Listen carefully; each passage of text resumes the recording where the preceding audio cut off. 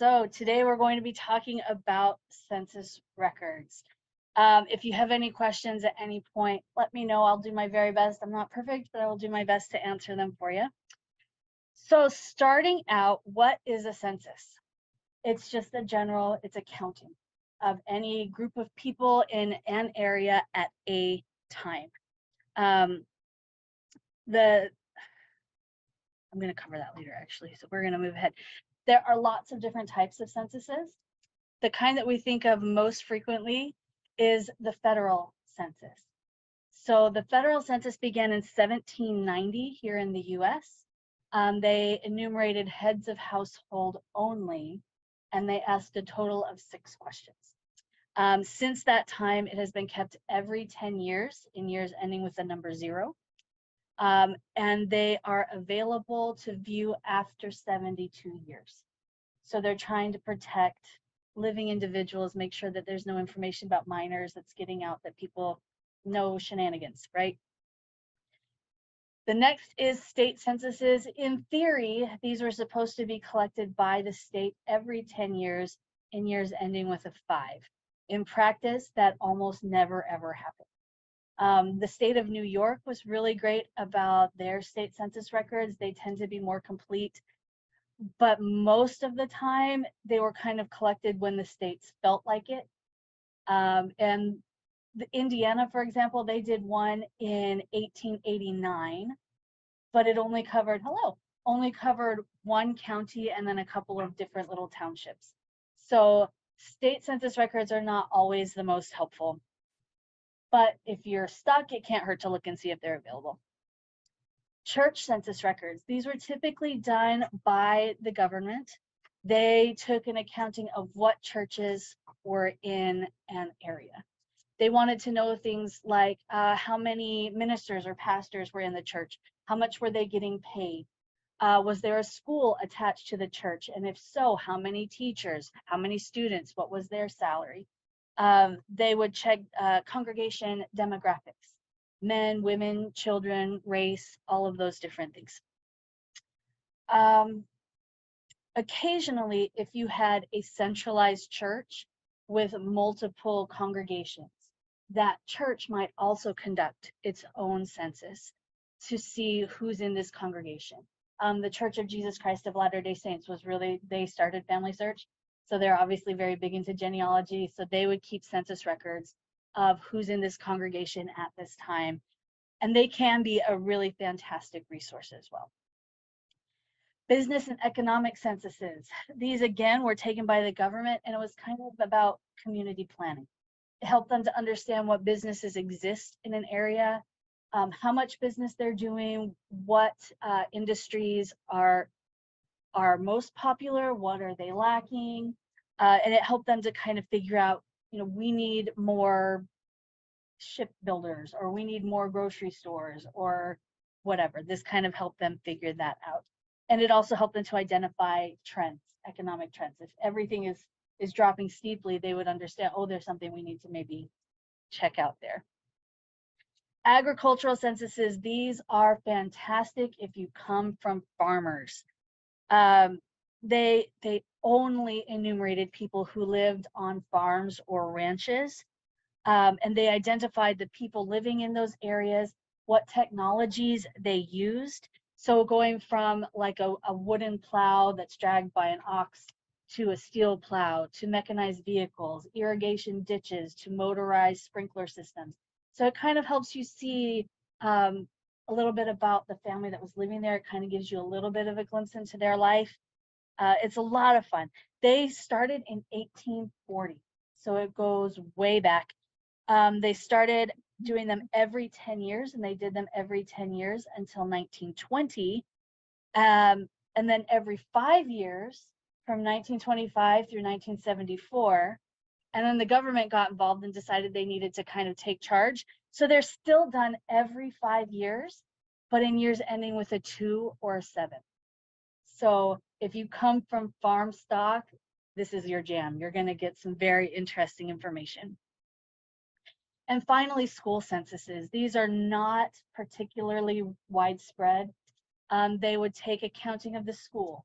Who was the principal? How many teachers? What were the students? Were the students full-time? Were they being taken out of school to work on the family farm? What was going on? But they can be great if you're kind of exhausting other searches. You can kind of infer birth years from what grade your ancestor may have been in. Yearbooks are kind of one of the school census records that I think of. It's not an official, statistics with lines and stuff, but you get kind of an interesting overview of the school. But today, we are only going to talk about the federal census, because when most of us think of census records, this is what comes to mind. Information that you're going to find on your census. I wish it was standard across the board, but it's not. It really depends on which census you're looking at. So starting between 1790, when that first census was enumerated here in the US, through 1840, they only named the head of the household, and everyone else is represented by a tick mark. I have an example. This is from I want to say it's the 1820 census from here in Dearborn County. Isaac Dunn was a prominent citizen, so his name is listed as the head of household. And then there were two individuals in this category. I'm going to show you how to find out what the categories mean. But it was like two males between the ages of 1 and 5, two males between the ages of 5 and 10. So you can see who's in the household without seeing who's in the household. And unfortunately, we don't know how they're related either. Were these their children? Were they nieces and nephews? Was it a neighbor child that was living with you temporarily while mom was sick? There's no way for us to determine that, unfortunately. So that's what you're looking at. And some of the earliest census records, if you're going way, way back, they list everybody alphabetically by last name, not necessarily like in order. So that's something to just be aware of. In 1850 through the present, they enumerated everybody by their name, and that may or may not be correct. Some people are listed by a nickname. Sometimes the enumerator would just write down what they heard rather than what's actually correct. I have ancestors who are listed by nicknames, so you've kind of got to play fast and loose. 1850 was also the first year that they did a slave schedule. So if you're not familiar with what that is, if you owned slaves, your name was listed. And then just like the census I showed you before, slaves were enumerated by tick marks. You had this many slaves between this age and that age. It's horribly, horribly sad, but it is, especially if you're doing African American research, it's a great thing to just be aware of. There's only 1850 and 1860, and then of course the Civil War happened and slavery was eliminated. So 1860, this was the first year that American Indians, the Native Americans, were enumerated. And again, that's not necessarily completely factual. In 1860, the US population was 31.4 million people, and they only enumerated 40,000 Native Americans. So whether that was the Native American tribes saying, nope, get off our land, whether it was racism on the part of the governments or the enumerators, we don't know. But that was the first year, so you might get lucky if you have Native American ancestry. It can't hurt to check, but don't be surprised if you do not see it. The 1890 census was unfortunately destroyed in a fire in 1921, much to the lament of genealogists everywhere. I got super excited when I saw that Indiana had a state census from 1889. I thought, oh, that's so exciting because you're going to get around that 1890. No, because it's one county and like 3 or 4 townships from the entire state of Indiana. So don't get your hopes up. There are other ways to kind of get around. So yes, the 1890 census destroyed by fire. So moving on, here we go. 1930 census asks if the family owned a radio. So this was, I think that's an interesting question, but when I ask myself why that might be a question, I started to think, like, before that, news was disseminated through newspaper, right? It might take you days or weeks or even months to get a newspaper, especially if you're looking for news overseas. And this is after the First World War. So understanding having that information was more and more important to families. So in 1930, to have a radio meant that you had access to more information more quickly. So, and it kind of gives you a glimpse. There we go. Okay, hopefully that let Nancy in there. Okay. It also kind of gives you a glimpse into the family's financial situation. Were they well enough off that they could afford a radio? And if not, that kind of, either they were stubborn and just like, I don't wanna, or maybe they were struggling a little bit more financially. Nancy, I'm so sorry. I hope you made it in. I just did. Yes, thank you. Perfect. Okay. 1940. Oh my gosh, you guys, this one was so exciting because for the very first time in 1940, you find out who the informant was. So on previous census records, you don't know who's providing that information to the enumerator. Was it the dad or the mom? Was it their 6-year-old kid? Was it the neighbor down the street because the enumerator couldn't find the person in the house? We don't know. But for the very first time, you could see it's marked with that, it's an X inside a circle. That tells you who the informant was. So generally speaking, if it's somebody inside the household, it's more likely to be correct than if it's not. And if it's someone who's older. So in this case, it was their 20-year-old daughter. So the information is probably fairly accurate. Whether or not she knew her parents' exact ages, it's generally best when it's mom, because mom knows when those babies were born, right? She knows exactly how old those children are. Dads are usually pretty good, but the further and further out you get, these are clues, not fact.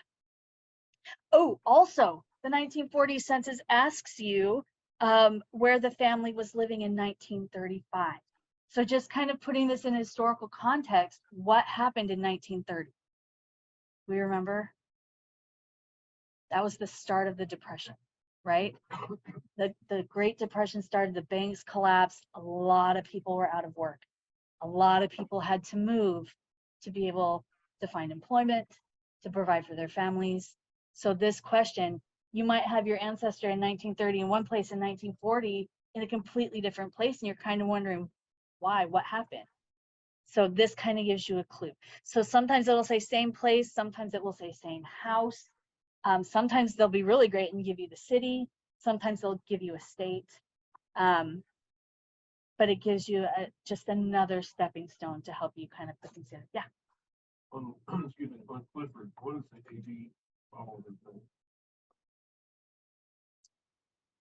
Probably absent, that he was not there when they enumerated the census. You weren't supposed to do that, but maybe he was just out of town for a weekend or something like that. That's a great, they asked what the AB after Clifford's name there means. That's a great question. All right, 1950. This is the most recent census that has been released. It was released last year. And I know you guys probably didn't care, but oh my gosh, I was so excited to see this census. Genealogists everywhere were very, very excited.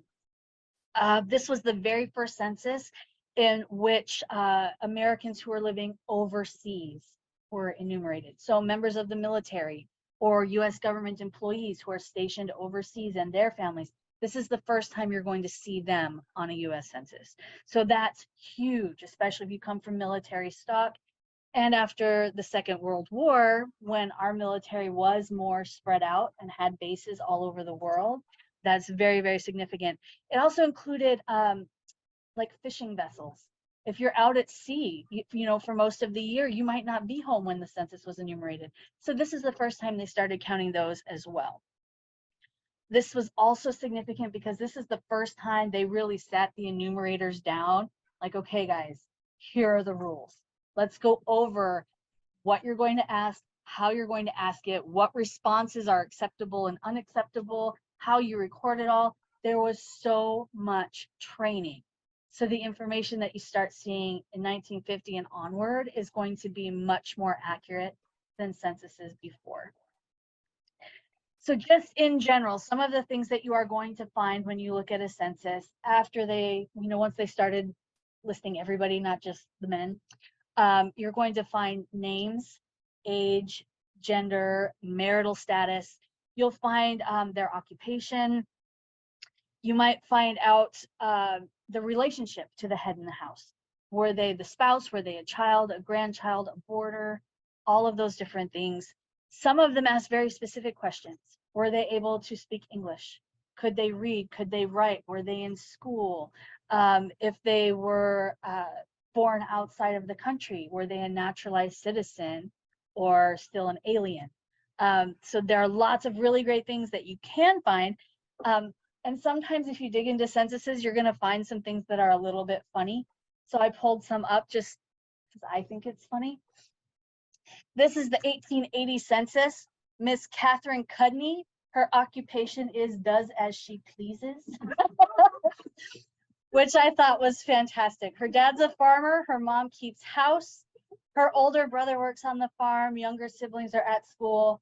And Catherine does what she wants. I think we would have been friends. Then sometimes you find things that aren't necessarily as nice.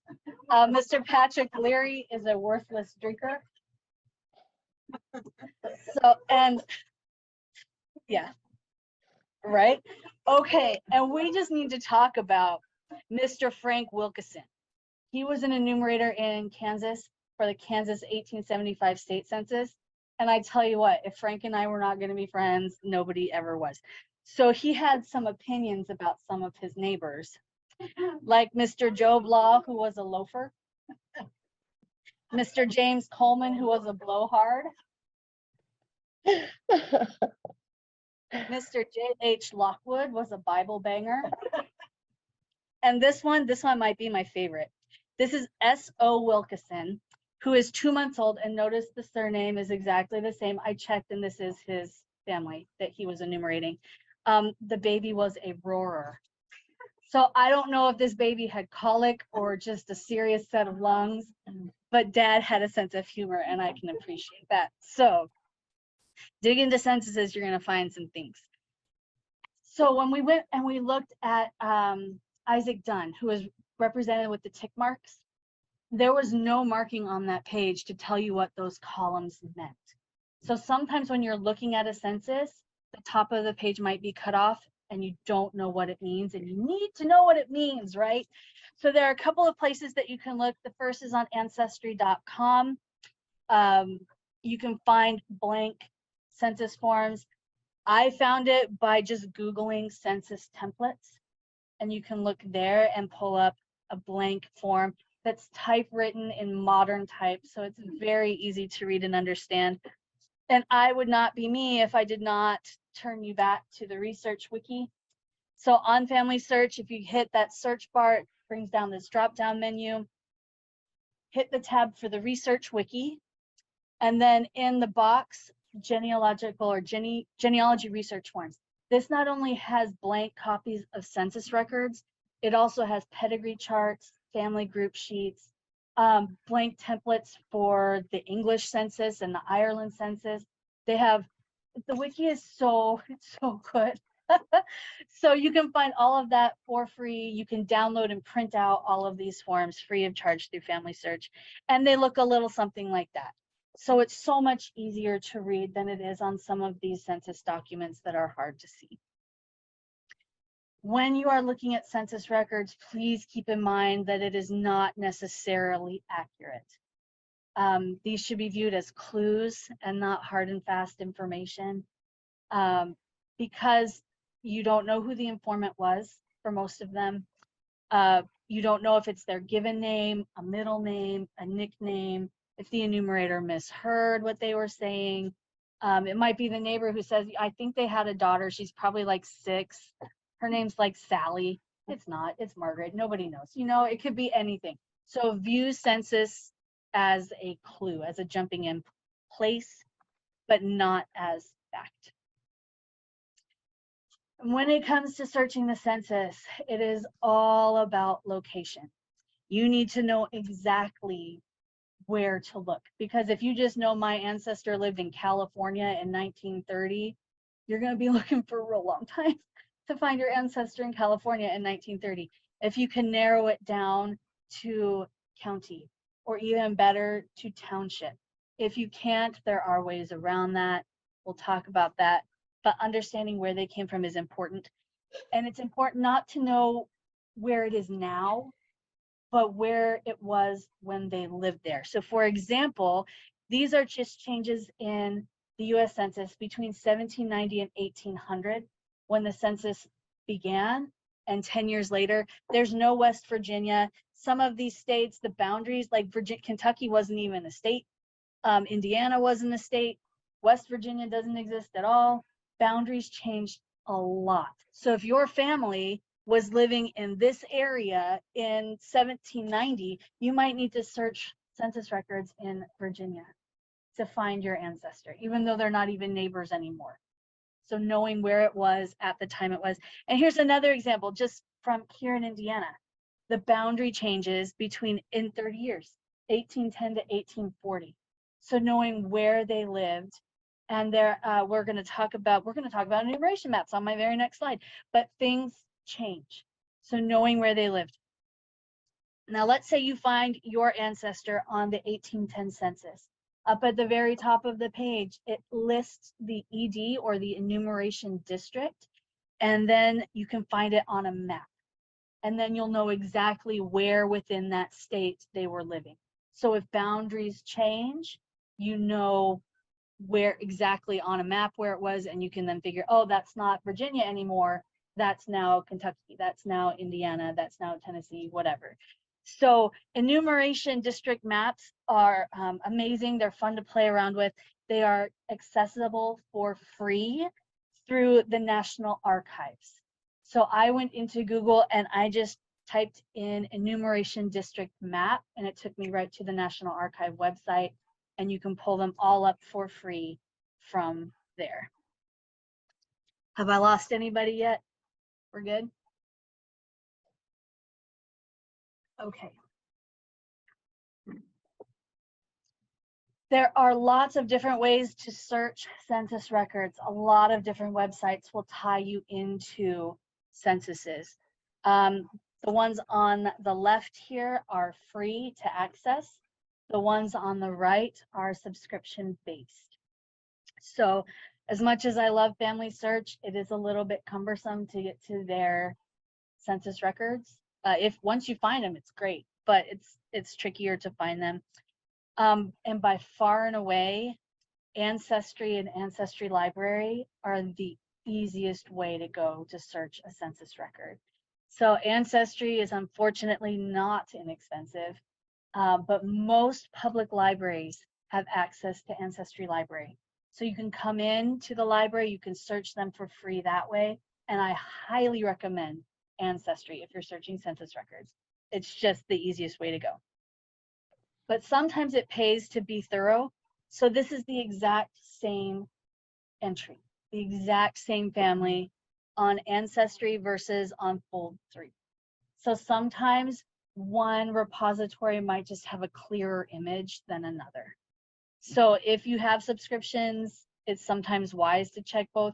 You can come to the library. We have Ancestry, we have Fold 3, we have Family Search, we have all of these different things, and we're more than willing to sit down and help you to search through the census records. And P.S., I saw this particular example in a Roots Tech video, and the presenter of that class said that neither of these are correct. The surname was different than what either one recorded. So again, it's not always correct. Sometimes you have to play around a little bit. I'm going to show you how to search Ancestry because again, I feel like it's the easiest. This is Ancestry Library Edition. So this is the same one that we have access to on these computers over here. If you click on that search bar up at the top, you'll get a drop down menu. You want to click on Census and Voter Lists. It's pretty easy to find. When you do that, it's going to take you to this page. And then all the way on the right side in that top box, you want to, if you're searching US, which is what I'm showing you today, you want to click that top box. for the US federal census collection.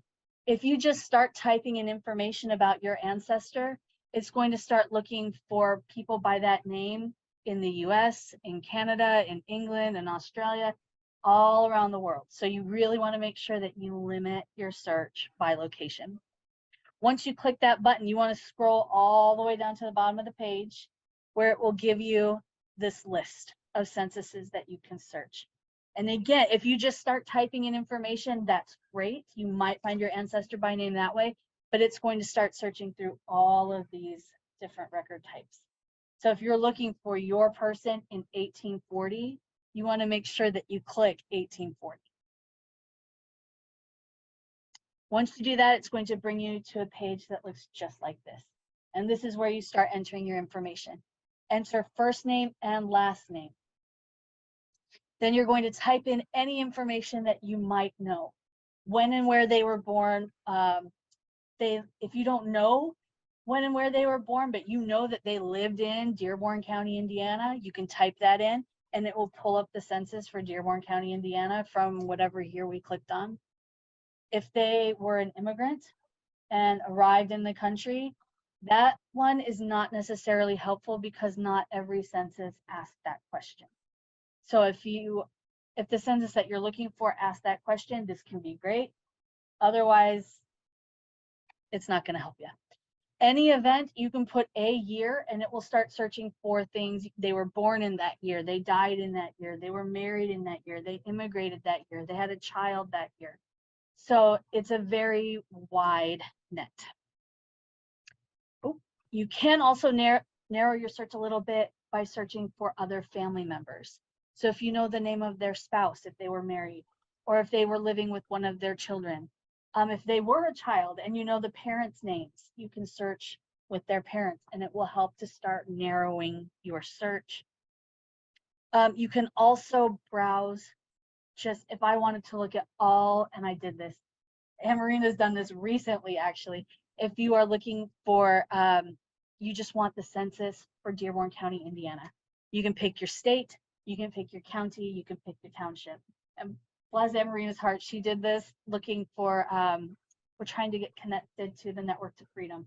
So she went through, like, was it 1840, 1850, 1860, or just 1820, 1820. Wow, she started in 1820, going through all the censuses from Dearborn County looking for mentions of African Americans so that we can determine where they all lived, where the churches were, where the cemeteries were. So this is, if you're really deep into the research, this is a great tool. So let's talk about some tips and tricks, because sometimes searching a census can be a little bit tricky. You want to work backwards. Start with the most recent census that you can, and then start going backward. Start comparing if they had children. You want to see if the children's ages were roughly 10 years apart. Again, if they're not exact, that's okay. You don't know who the informant was. But you want to see that those relationships are the same. Are they living in the same area? Start working backward. It's a little bit simpler if you do it that way. Less is more.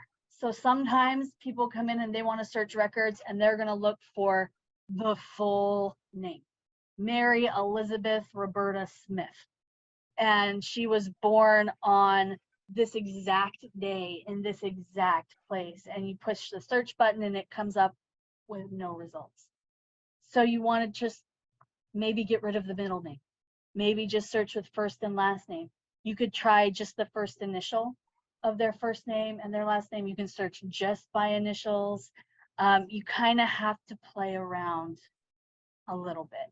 The Family Search Research Wiki also has a list of nicknames. So if your ancestor had a fairly common name, you might want to see maybe they went by a nickname.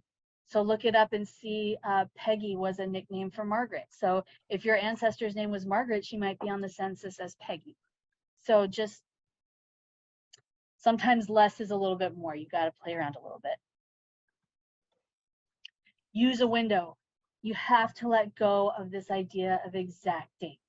You might know exactly, you have a birth record for your ancestor and that's fantastic. The census doesn't care. You got to let it go. Just this was the year that they were born.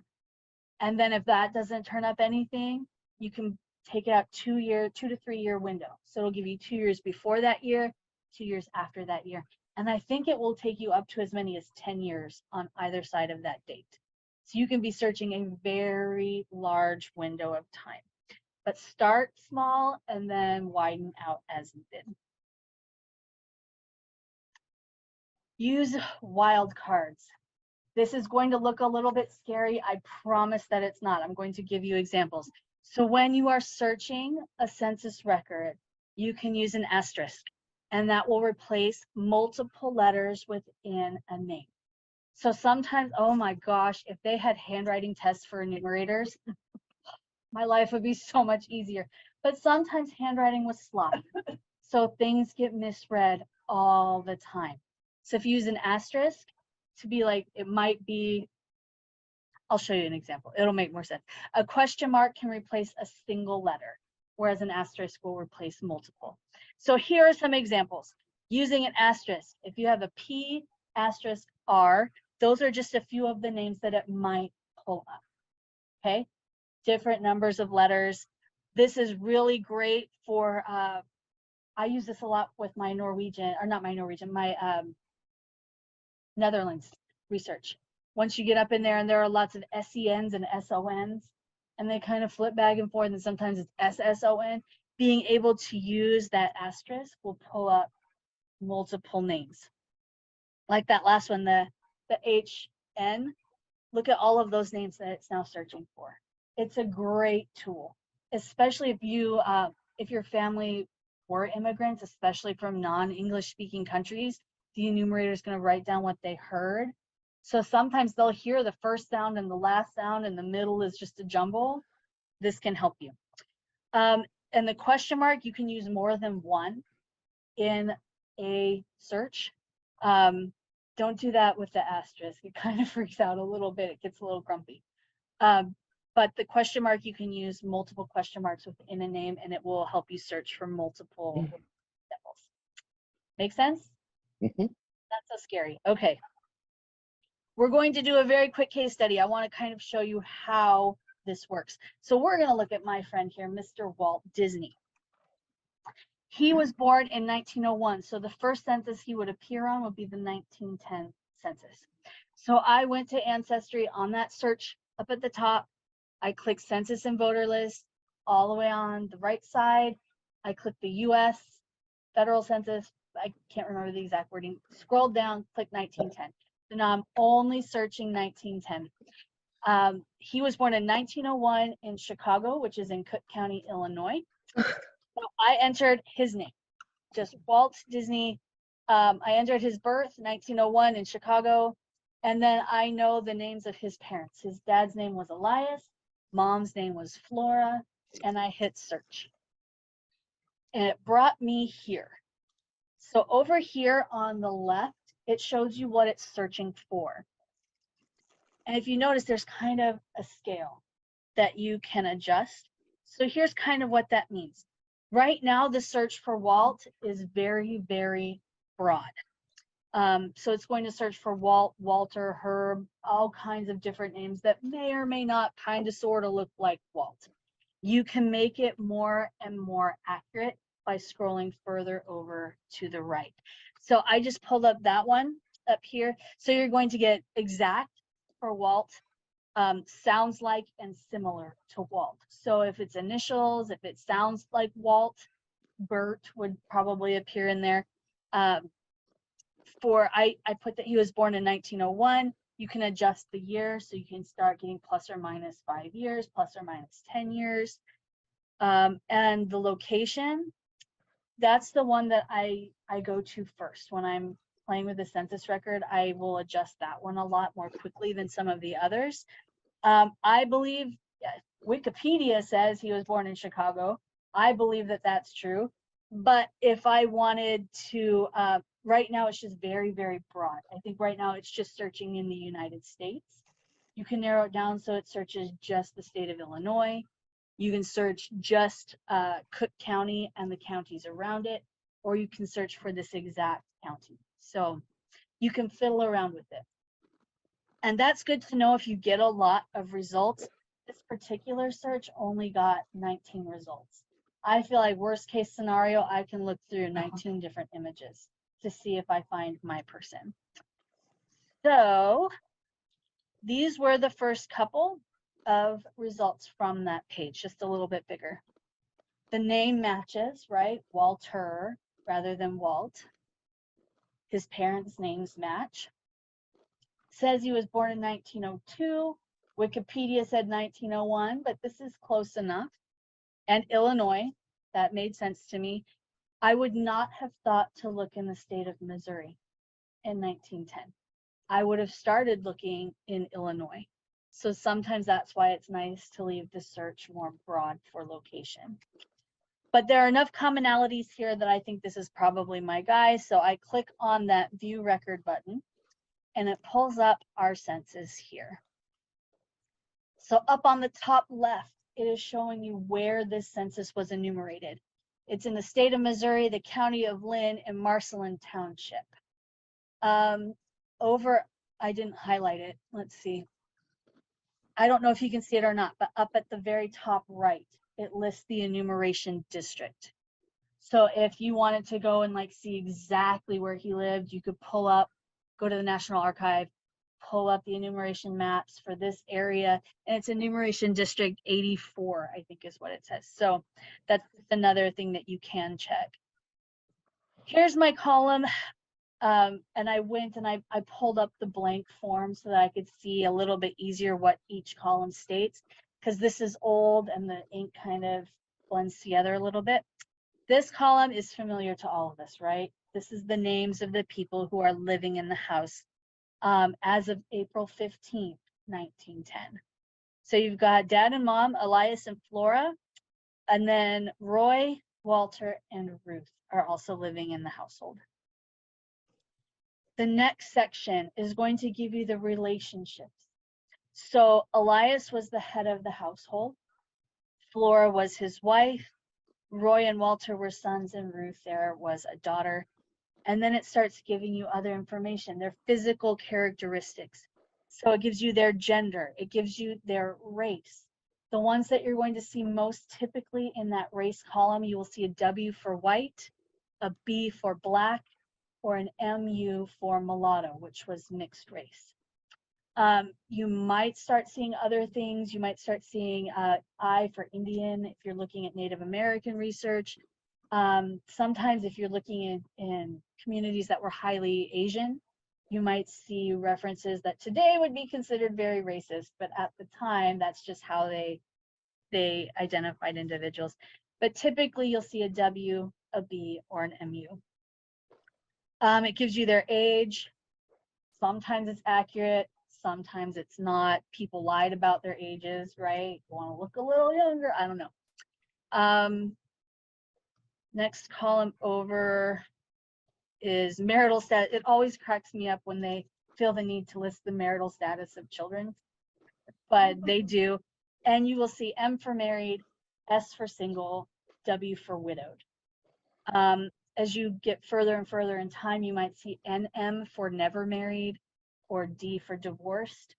I think once they start using S as like separated, they would use NM for never married rather than for S for single or separated. So it kind of helps just to know what you're looking at. Look at the rest of the page. It'll give you a clue. Hello. Did you have a question? Okay. The next column, this census asked how long the couple had been married. Not all of them do, but that is fantastic because then you know when to start looking for a marriage record, right? Oh, and this one is so good because they asked the mother in the family, how many children have you had and how many are still living? So that one is so good because in between 10 years, infant mortality was a thing. So you could tell if somebody is missing and you know you need to look for additional information. Over next, nativity. It's going to list their place of birth and then the birthplace of their father, the birthplace of their mother. So Elias here, that says CAN dot French and there's an O. So he was French Canadian. The O probably stands for Ontario. which makes sense, right? Because that's a very French-speaking province. Mom was born in Ohio. Her parents were from New York and Germany. And then the children were all born in Illinois. And this is cool because they're not in Illinois anymore, right? They're living in Missouri.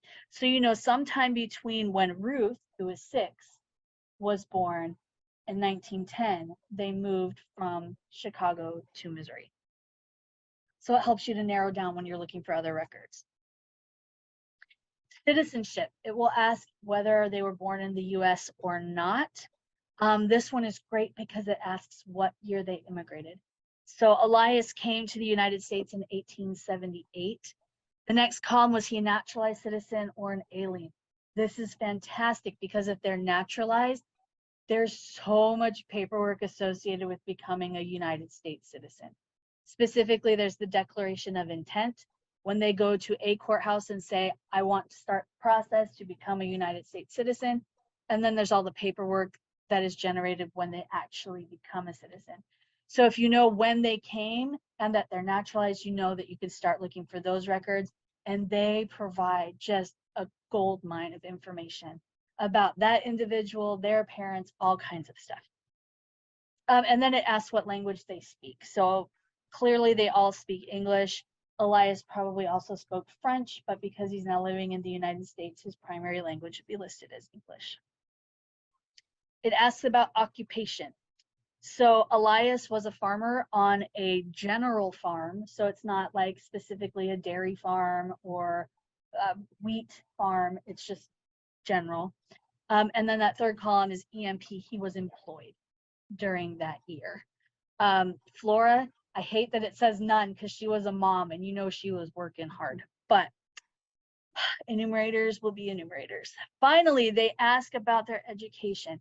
This only lists 2 columns, can read and write, and were they attending school.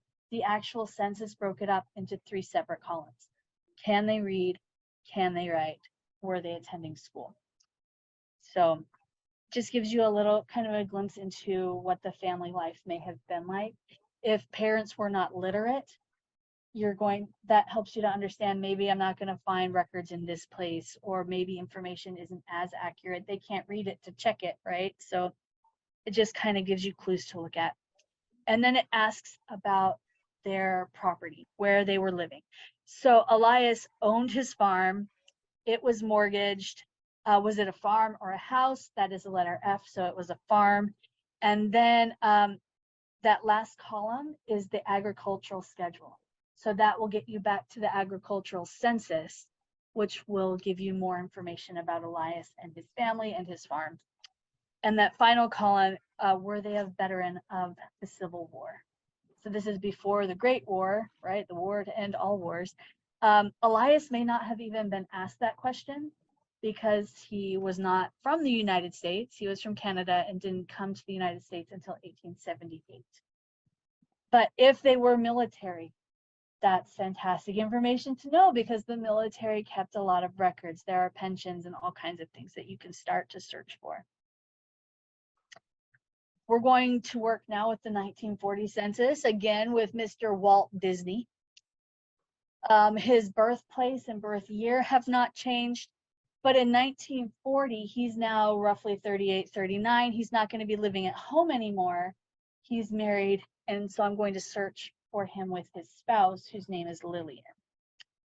So that pulls this up again, and you can adjust the markers if you get a lot of results.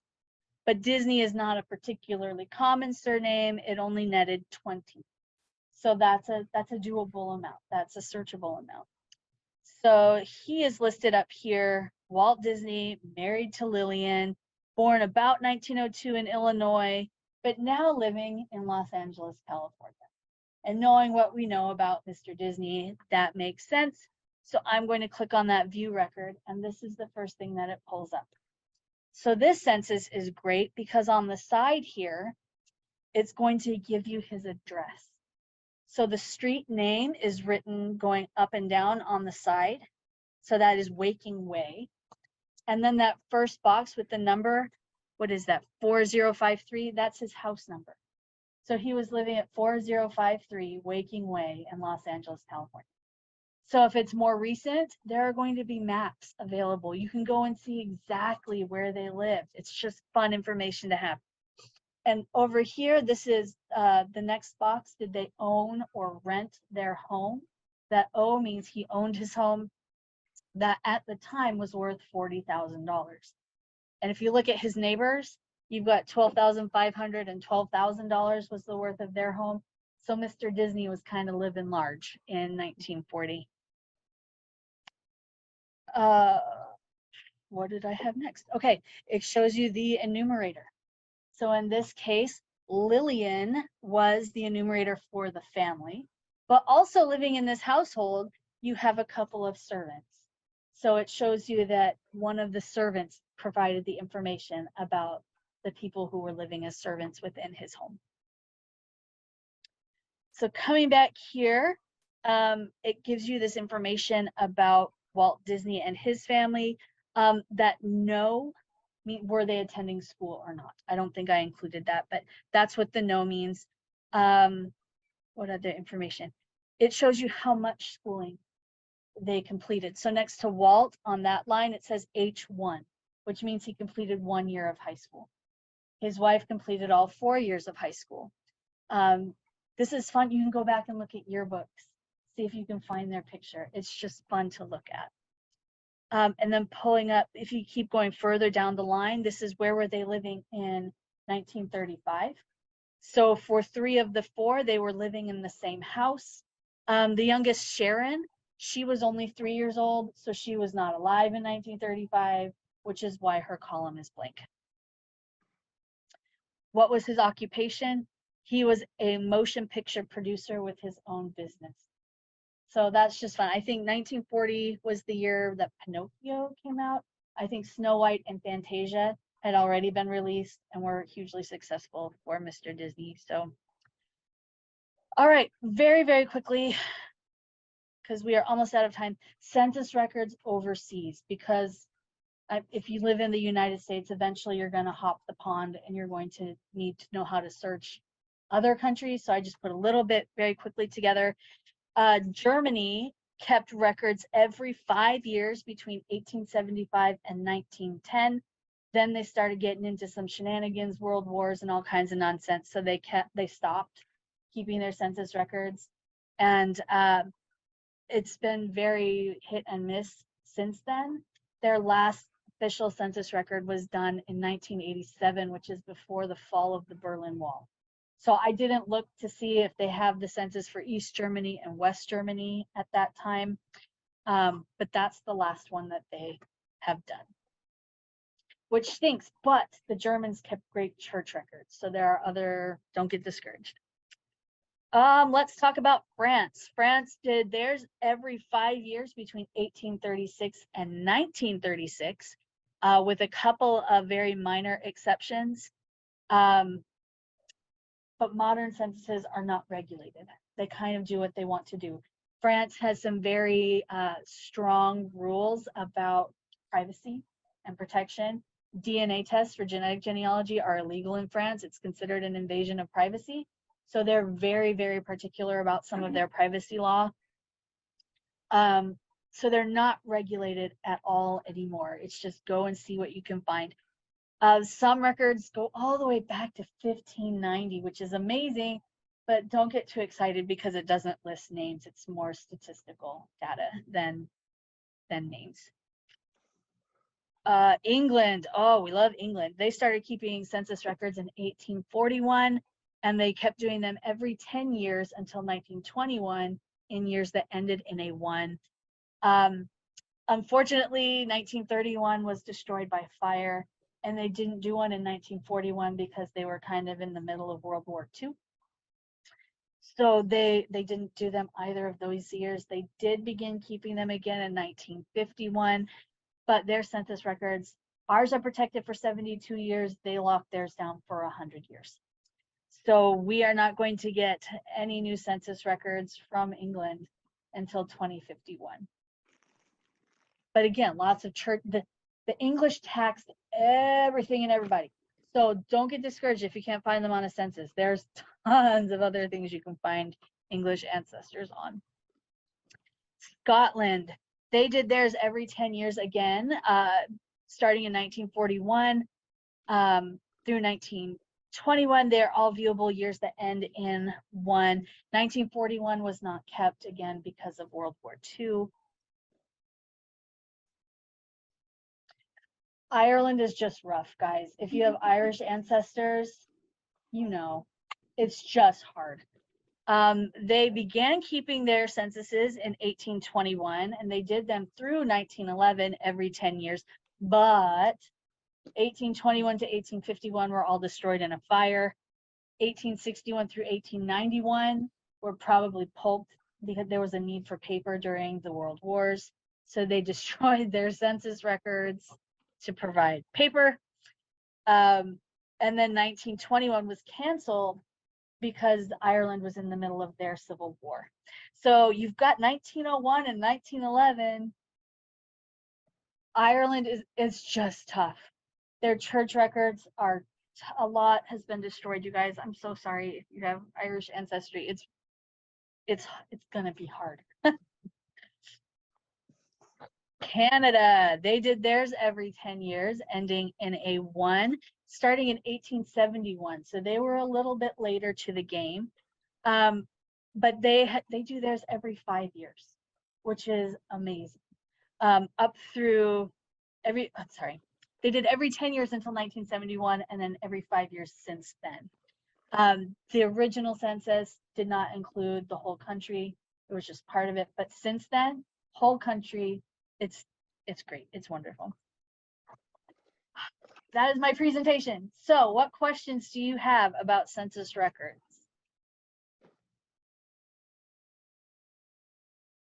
Let's not all speak at once. I just covered everything so well that nobody has any questions.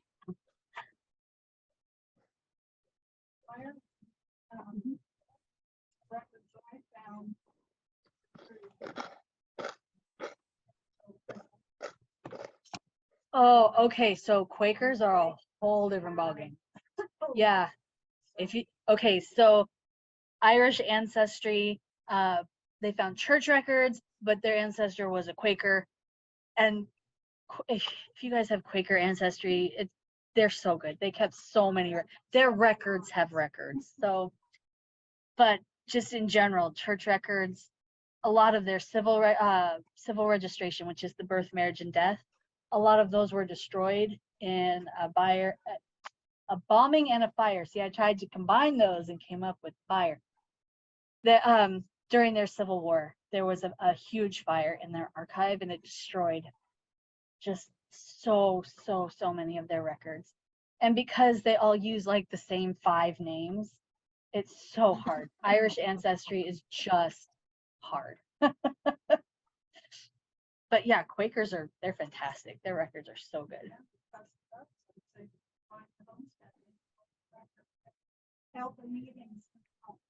Really? That's super cool. So at the time, they held their Quaker meetings in her ancestor's home, which is neat. Right? That's cool. And it's still standing, which you will not find in the United States. We tear stuff down all the time, but that's so good. See, that's Rachel one of has those. a question. Go ahead. Regarding enumeration districts, I really haven't gotten into them. Are the enumeration districts for 1940 and 1950 for the different censuses, are they different numbers for those different? And then how do you, well, I don't know, what, the National Archives, you said you would go enumeration district for 1940 and enumeration district for 1950? Yes. Once you can Google enumeration district maps and it will pull it up. And then if I'm remembering correctly, you can search by location. So you can search the county. The more information you know about your ancestor, the better. So if you know, if you find the enumeration number on the census, it makes it easier. Otherwise, you're just looking at a map. And So, what year did they start that? Enumeration district? Oh gosh, like I want to say from the beginning, but don't quote me on that. I would need to check. Wow. It's early Good. days. early days that they started that. Okay, thank you. And it can be fun, especially once you hop the pond, because some of those older places are still intact. You can go on Google Maps on their street view and navigate to where their house was and see. Sometimes you can even find their house. It's still standing. So it's just fun to go through. And if you have their address from like the 1940 census, enumerators were not always great about recording addresses because that would have made it easy. So sometimes you might get a house number but no street, or a street but no house number. Sometimes you don't get either. Sometimes the one that you're looking for is the one with the ink blot on top. Hi guys. So yeah. Any other questions, problems, concerns? Yeah. Where do you find agricultural census? I Googled it.